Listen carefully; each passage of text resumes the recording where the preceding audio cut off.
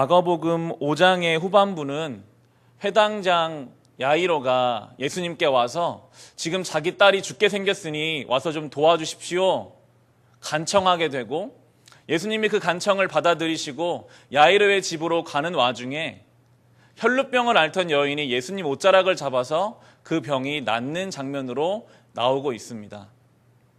물론 한 여인이 예수님을 만나서 혈루병을 낳은 것은 참 놀랍고도 감사한 일이지만, 야이로의 입장에서 지금 당장 내 딸이 죽게 생겼고 1분 1초라도 예수님이 좀 빨리 우리 집에 가셔서 어떻게 좀 해주셨으면 좋겠는데, 이 답답하고 초조한 마음은 아버지의 입장에서는 좀 더 빨리 이 여인을 그냥 만나지 마시고 가셨으면 좋겠다는 마음이 있었던 것 같습니다.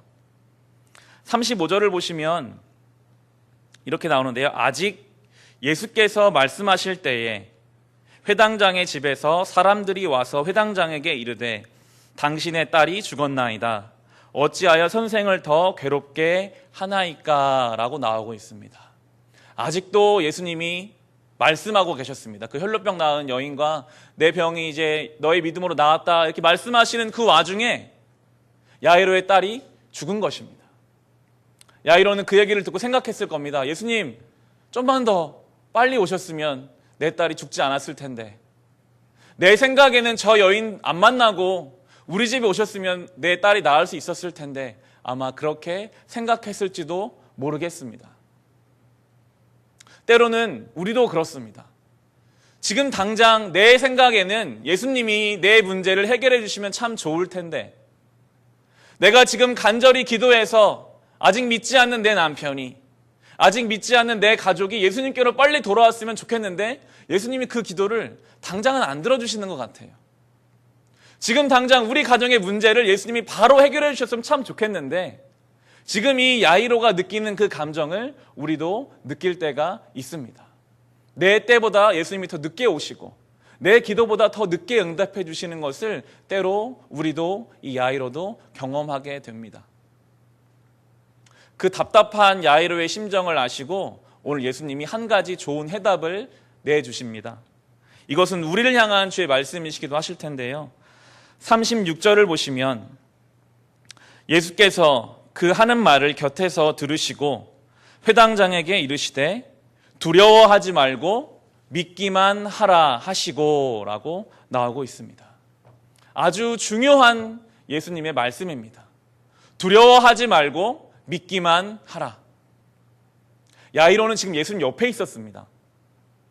예수님과 함께 자기 집으로 가는 중에도 이 야이로는 그 사람의 이야기만 듣고 걱정하기 시작했습니다. 정말 내 딸이 죽었으면 어떡하지? 지금 예수님이 내 옆에 계시는데, 살아서 분명히 우리 집에 간다고 약속하지 하셨는데도, 예수님한테 내 문제를 다 맡겼는데도 상황이 내 뜻대로 되지 않으면 걱정하는 것이 인간의 모습입니다. 우리도 똑같습니다. 열심히 기도하죠. 하나님, 내 자녀, 내 가정의 문제. 하지만 막상 내 자녀의 취업의 문이 막히거나 내 자녀의 결혼의 문이 막히거나 내 자녀에게 내가 상상하지 못한 문제가 일어나고 내가 건강상의 문제가 생기고 내가 경제적 어려움이 생겨나면 이 야이로와 똑같이 걱정합니다. 분명히 기도했는데, 분명히 예수님이 나와 함께하는 걸 알면서도 두려워하는 것이 바로 인간의 모습입니다. 그런 우리를 향해서 예수님 오늘 말씀하십니다. 두려워하지 말고 믿기만 하라. 예수님은 우리에게 중요한 것을 가르쳐주고 계십니다. 두려움과 믿음은 항상 같이 갑니다. 두려움이 커지면 믿음은 작아지고요. 두려움이 작아지면 믿음이 커집니다. 우리가 언제 두려움이 커지는가? 우리가 당한 문제를 바라볼 때 두려움은 커집니다. 내 딸이 죽었다는 그 이야기를 듣자마자 야이로에게는 두려움이 생겼습니다. 옆에 있는 예수님이 보이지 않고 문제만 크게 보일 때 우리의 삶에는 두려움이 커지게 되고 믿음은 작아지게 됩니다. 우리가 어떻게 믿음을 가지고 우리의 삶의 문제들을 이겨나갈 수 있을까요? 반대로 주님을 바라보는 것입니다. 우리가 믿는 우리 주님은 천지 만물을 창조하신 전능하신 주님이십니다. 모든 것을 주관하시는 분이 우리가 믿는 우리의 주님이십니다. 더 놀라운 것은 그 주님이 나를 사랑하신다는 것입니다. 그 대단하고 전능하신 주님께서 나를 위해 죽기까지 십자가에서 죽으셨다는 그 사실, 그것을 우리가 묵상한다면 우리는 문제 앞에 두려워하기보다 그 전능하신 하나님이 오늘도 나를 불꽃 같은 눈동자로 지키고 계시지, 그 믿음이 우리 안에 살아있다면 우리에게는 그 두려움이 커질 수가 없는 것입니다. 예수님께서 오늘 우리에게 분명하게 말씀하십니다. 삶의 문제 때문에, 자녀의 문제와 어려움 때문에 두려워하지 말고 믿기만 하라. 이렇게 충고하시고 예수님이 야이로와 함께 야이로의 집으로 다시 출발하셨습니다. 이게 예수님의 말씀이 가지고 있는 힘인 것 같습니다. 예수님은 그냥 말씀만 하시고 두려워하지 마, 믿어, 이렇게 말하고 다른 곳으로 가시는 게 예수님이 아니시라, 예수님은 말씀하시면 반드시 이루십니다. 내가 너희 집에 가겠다, 너희 딸을 내가 고쳐주겠다 말씀하셨으면 반드시 그것을 이루시는 분이 바로 우리 예수님이십니다. 예수님의 말씀은, 우리가 받은 그 약속의 말씀은 반드시 이루어집니다. 야이로의 집에 도착하셨더니 사람들이 고글하고 있습니다. 12살밖에 안 된 딸이 죽었네. 야이로가 평소에 주변 사람들에게 아주 잘했거든요. 주변 사람들이 같이 안타까워하면서 슬퍼하면서 울고 통곡하고 있습니다. 예수님이 그들에게 한 말씀을 던지시는데요. 39절입니다. 들어가서 그들에게 이르시되 너희가 어찌하여 떠들며 우느냐? 이 아이가 죽은 것이 아니라 잔다 하시니 라고 말씀하십니다. 다들 울고 있는데, 다들 이제 죽어서 이제 이 아이를 묻을 수밖에 없고 이별할 수밖에 없다고 그렇게 포기하고 울고 있는데 예수님은 다르게 말씀하십니다. 이 아이가 죽은 것이 아니다, 자는 거다 라고 말씀하셨습니다. 그 다음 절을 보시면 사람들이 비웃습니다. 누가 봐도 죽었는데, 누가 봐도 이제 이 아이는 죽어서 썩어서 우리와 같이 있을 수 없는, 포기하고 울고 묻을 수밖에 없는 그런 아이인데 이 아이가 자고 있다고요? 말도 안 됩니다. 우리의 삶에도 우리가 이렇게 생각하는 삶의 문제들이 있습니다. 예수님이 오셔도 이 문제는 안 돼. 예수님이 오셔도 우리 가정의 이 문제는 해결될 수 없어. 예수님이 오셔도 내 자녀는, 예수님이 오셔도 내 가정의 이 문제는, 깨어진 그 관계는 해결될 수 없다라고 우리 스스로 포기하고 있는 것들이 때로는 있습니다. 분명히 예수님이 오셨는데 우리의 눈에, 우리의 생각에, 우리의 경험에 이미 저 문제는 다 죽어버렸고 끝나버렸고, 아무리 기도해도 기도조차 안 하고 이미 우리가 포기한 문제들이 우리에게도 있습니다. 그런데 모든 사람이 다 아니라고 할 때 예수님이 오늘 뭐라고 하시냐면, 저 아이는 지금 자고 있는 거라서 내가 깨우기만 하면 다시 살아날 수 있다라고 예수님이 말씀하십니다. 우리는 우리가 포기해버린 그 삶의 문제, 그것이 가정의 문제이든 개인적인 문제이든 끊어버린 관계의 문제이든 간에 나조차도 포기하고 치워버린, 기도조차 하지 않는 그 문제가 있다면 오늘 그 문제를 주님께 다시 가지고 나와야 합니다. 예수님이 보실 때 그 문제는 해결할 수 있는 문제입니다. 그냥 자는 거 깨우면 되는 것이 예수님의 능력입니다. 예수님이 그 아이에게 가셔서 손으로 그 아이를 잡으시고 달리다굼이라고 말씀하셨습니다. 소녀야 일어나라 라는 말씀입니다. 예수님이 잡으시고 예수님이 말씀하시니까 그 아이가 깨어나서 일어났습니다. 이게 예수님의 능력입니다. 예수님이 오시면, 예수님이 잡으시면, 예수님 말씀이 선포되면 그 문제는 반드시 해결됩니다. 그 문제는 마치 자는 아이를 깨우는 것처럼 어려운 문제가 아닌 것처럼 쉽게 풀려버립니다. 그것이 바로 예수님의 능력이고 예수 믿는 우리가 경험해야 할 신앙의 특권입니다. 이것을, 이 문제의 해결을 예수님 안에서 경험하시기를 바랍니다. 그래서 예수님이 아까 말씀하신 겁니다. 두려워하지 말고 믿기만 하라. 우리의 힘으로는 두려운 문제지만 예수님 입장에서는 자는 자를 깨우는 것처럼 쉬운 문제이기 때문에 두려워하지 말고 믿기만 하라 라고 예수님께서 말씀하신 것입니다. 이렇게 예수님께서 죽은 소녀를 깨우시고 나서 맨 마지막 구절에 예수님이 이 소녀에게 먹을 것을 주라 라고 말씀하십니다. 죽은 아이를 만지시고 말씀하셔서 이 죽은 영혼을 깨우신 후에 가장 마지막에 먹을 것을 주라라고 말씀하셨는데요. 저는 이 순서가 아주 중요하다고 생각하게 되었습니다. 많은 사람들이 먹을 것, 먹고 사는 것, 이것을 가장 첫째로 여기고 살아갑니다. 그런데 오늘 성경은 그것은 가장 마지막이라고 우리에게 가르쳐주고 있습니다. 인간에게 있어서 가장 중요한 것이 어떤 것일까요? 많은 사람들이 먹고 사는 것을 중요하게 여기고 살아갑니다. 잘 먹고 잘 사는 것. 왜 우리가 저 미국에서 대통령 선거가 있는 것을 관심을 가질까요? 트럼프가 되든 힐러리가 되든 그게 우리랑 무슨 상관이 있어서 왜 뉴스에 연일 보도가 될까요? 거기서 누가 대통령이 되는가에 따라서 우리가 먹고 사는 문제가 영향을 받을 수 있거든요. 그러니까 하나같이 거기에 신경을 씁니다. 먹고 사는 문제 때문에 전쟁이 일어나고요. 먹고 사는 문제 때문에 범죄가 일어납니다. 많은 부모님들이 내 자녀가 잘 먹고 잘 사는 것이 중요하기 때문에 네가 그래도 잘 먹고 잘 입고 괜찮은 집에 살려면 지금부터 공부하고 훌륭한 사람이 돼야 된다라고 자녀들에게 이야기하는 것도 결국은 먹고 사는 것. 그것이 중요하다고 생각하기 때문입니다. 하지만 오늘 성경은 우리에게 말해줍니다. 먹고 사는 문제는 가장 마지막이다. 예수님의 손길을 느끼고 예수님의 말씀이 선포돼서 그 죽은 영혼이 깨어난 후에 그 다음에 먹고 사는 것이 중요한 것이지, 먼저 그것이 해결되지 않으면 아무리 죽은 자에게 먹고 살 것을 갖다 줘봤자 아무런 소용이 없다라고 오늘 우리에게 이 성경은 말씀하고 있습니다. 그런데 오늘 이 시대에 많은 자녀들이 이 소녀처럼 영적으로 죽어 있습니다. 지난주 수요일부터 금요일까지 저희 교회 중고등부 아이들을 데리고 수련회를 다녀왔습니다.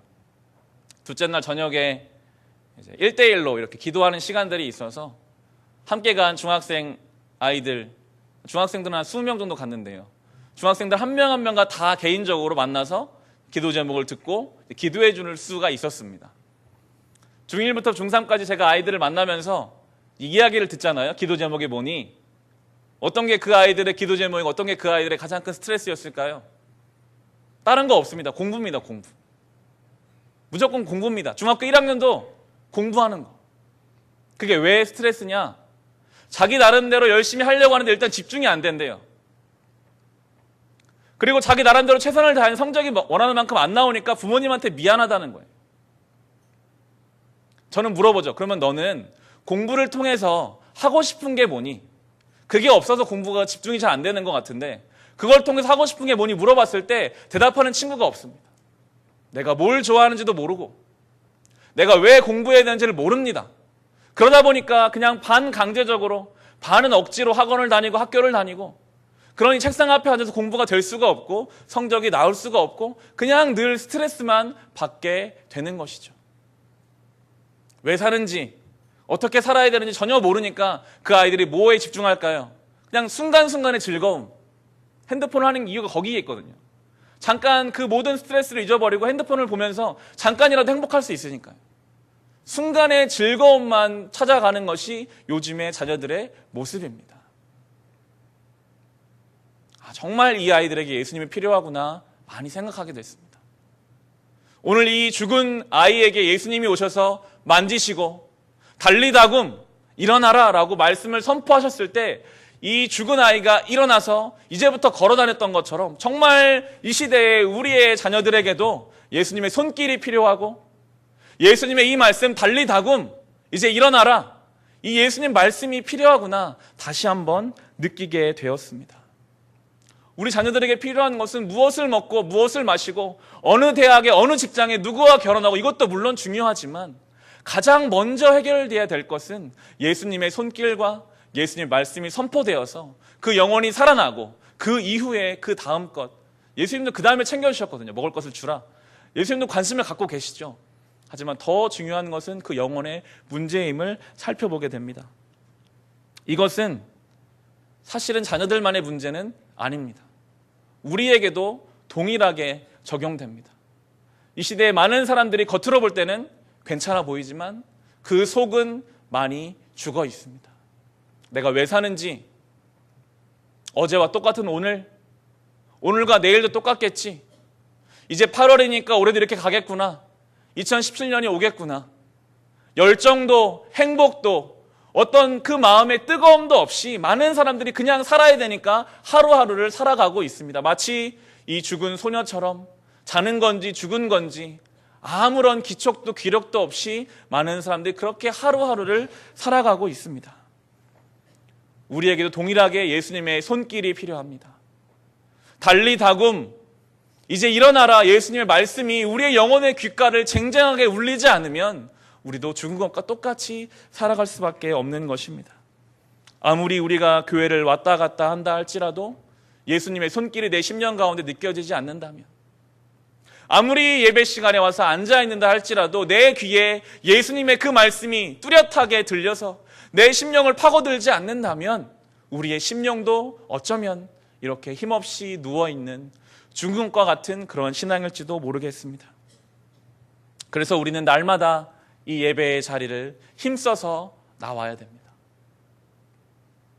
혼자 신앙생활 할 수 있죠. 하지만 저도 혼자 하는 건 쉽지 않더라고요. 집에 가면 가장 먼저 TV를 켜고 혼자 있으면 스마트폰을 보고 말씀을 묵상하고 기도하는 것은 참 어려운데 다른 것에 내 신경을 쓰는 것은 정말 쉽거든요. 그래도 우리가 이렇게 예배의 자리에 나와야 스마트폰과 TV를 멀리하고 하나님 말씀을 집중해서 들을 수 있고, 그래도 이렇게 성전 앞에 나와서 십자가 밑에 고개를 숙여야 하나님을 생각하고 기도할 수 있는 것입니다. 지난주 중고등부 아이들을 데리고 수련회를 가는데 아이들이 가장 싫어하는 게 뭔지 아세요? 핸드폰을 걷는 겁니다. 아주 기겁을 해요. 핸드폰을 건다 그러면. 그런데 핸드폰을 걷어서 수련회를 가잖아요. 아이들끼리 이야기를 합니다. 밤에 불을 끄고 누우면 그렇게 밤새 자기네들끼리 떠들어요. 재밌게, 신나게. 스마트폰을 뺐으니까 서로 대화가 되고, 그리고 그 산골에서 2박 3일 동안 그 아이들이 하나님께 집중하고 나아가게 되더라고요. 모든 것을 다 끊고 하나님께만 집중하는 그 짧은 시간이 그 아이들에게 아주 좋은 영향을 미치는 것을 저는 보고 오면서 아이들만이 아니라 우리도 마찬가지구나. 어쩌면 우리는 이 세상을 살다가 성전에 나와서 잠깐 예배드리는 이 시간이 수련회와 마찬가지입니다. 다 멈추고 다 잠깐 그만하고 하나님만 바라보는 이 시간, 예배에 나와서 주님께 무릎 꿇고 주님을 생각하고 하나님께 나아가는 이 시간이 우리에게는 수련회입니다. 이 시간을 통해서 하나님의 은혜를 경험하고 하나님의 손길을 경험하고 주의 말씀을 경험해야 다시 우리의 삶으로 돌아가서 먹고 사는 문제를 하나님의 능력으로 해결해가며 나아갈 수 있는 것입니다. 오늘 회당장 야이로는 자기는 아무 문제 없이 신앙생활을 잘했지만 자녀에게 큰 문제가 있었습니다. 우리도 마찬가지입니다. 나는 제대로 살아도 우리 가정에 문제가 생길 때가 있고 상상하지 못한 건강에 문제가 생길 때가 있고 나를 정말 힘들게 하는 문제가 우리에게 찾아올 수가 있습니다. 그때 우리는 어떻게 해야 될까요? 주님 오늘 우리에게 분명하게 말씀하셨습니다. 두려워하지 말고 믿기만 하여라. 문제를 바라보지 마십시오. 그 문제에 집중하지 마시고 전능하신 하나님, 우리를 죽기까지 사랑하신 그 하나님을 바라보시면 우리도 이 말씀처럼 믿기만 하고 두려워하지 않을 수 있습니다. 오늘 예수님이 죽은 아이를 손으로 붙잡으시고 말씀을 선포하신 것처럼 우리의 삶에도 주님의 손길이 있어야 합니다. 우리의 삶에도 주의 말씀이 있어야 합니다. 간절하게 사모합시다. 주님 오늘도 주의 손길로 나를 만져주십시오.